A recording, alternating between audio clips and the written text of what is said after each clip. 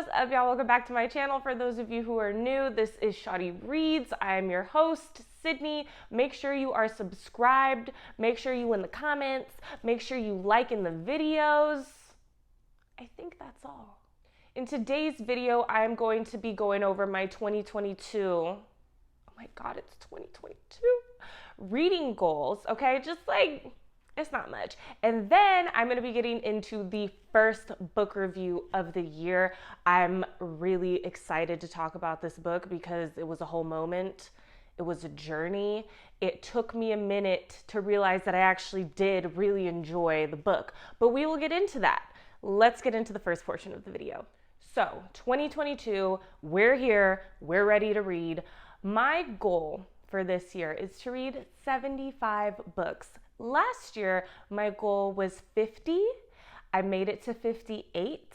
I changed it like in my mind to 60. So I keep feeling like I didn't meet my goal, but I passed the goal. We exceeded the goal last year. So this year, 75 feels really nice. I don't really have like a goal as far as genre goes. I really just want to read things that make me happy and read books that make me think. Because as y'all know on Shawty Reads, we only read books that make us think. And the book that I'm going to be reviewing in today's video, okay, Under the Whispering Door, TJ Klune, he got me. This book made me think real hard. Now, when I say this book made me think, I mean that in two different ways, okay? This book made me think because when I first started reading it, I was like, I don't know, I'm not feeling it. But then anytime I actually put the book down, I was just sitting around wondering what the characters were doing, what was gonna happen next, why the author wrote that, like just so many different thoughts. And I feel like whether you're in love with a book or not, a book that has you thinking about it in your free time when you are not reading it, I feel like that's powerful. I feel like that's special. Maybe that's just me. But it means the author got into my head. So he got in there, okay?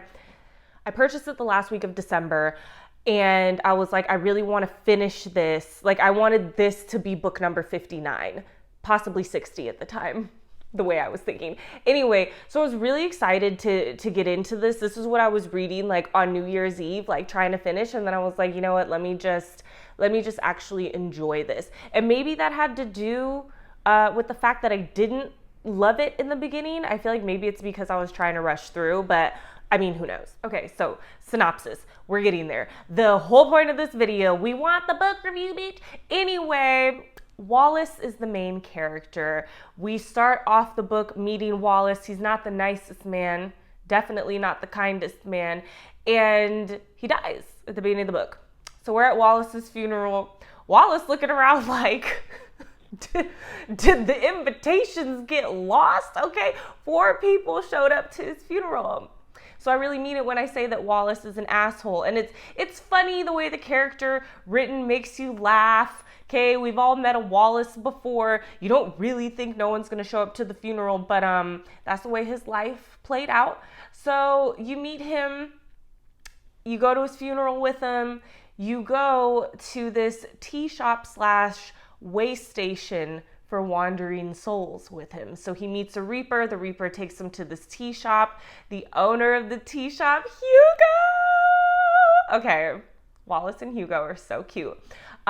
Hugo's the best. He makes you a cup of tea when you arrive. Tea for the soul, if you will. And it's kind of his job to figure out which tea you're gonna mess with most. And it helps you. All I will say is it kind of helps you in that transition to the other side, because there is a door under the Whispering Door that spirits go through once they're done in the tea shop / way station. Wallace doesn't really want to go, let alone be dead at all. So that's kind of the theme of the book, where you have these spirits that go into the shop. They're not really ready to go. It's Hugo's job to guide you. There are other amazing supporting characters. Nelson and Apollo are so cute.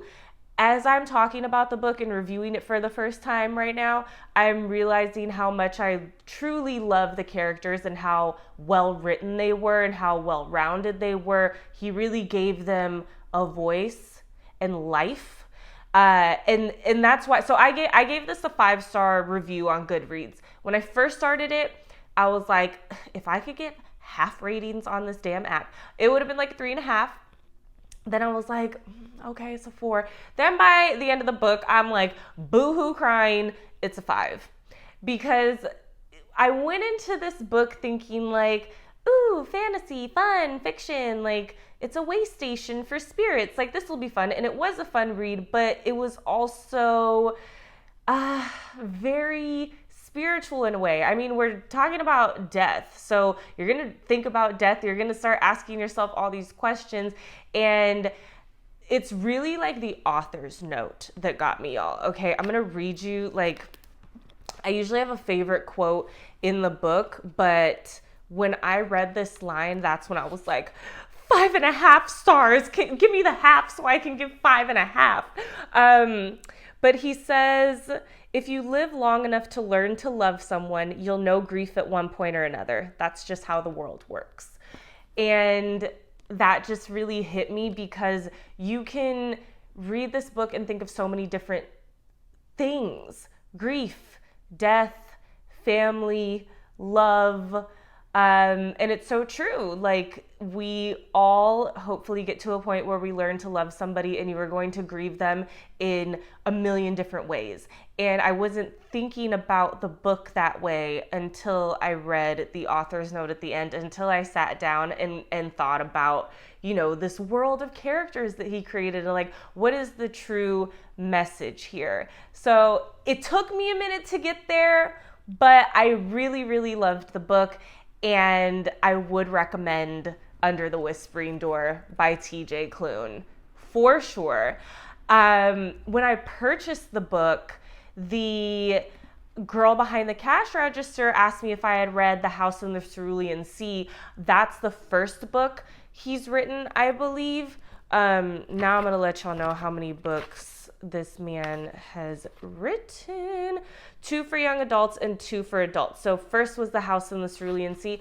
I want to read that one next. People talk about that one like, oh my God, I love that book. Like, she wasn't the first one to tell me about it. But when I heard her say that, I was like, okay, maybe should I put this one back? But The House in the Cerulean Sea is next on my list, the never-ending list that I keep right up there. All in all, I love the book. I really want Hugo to pick out the tea of my soul. I think it would be chai. I really think it would be chai, but Hugo's the expert, not me. Thank you guys so much for watching this video. Per usual, I will put any links needed down below. So I will put the link to this book so you guys can buy the book, read the book, love the book, and then comment about the book when you're done. If you are not following me on Instagram, follow me at Shadi Reads. We have a book club, we have live readings, we have great recommendations, just things you don't want to miss out on, okay? Breathe easy. I will see y'all next time.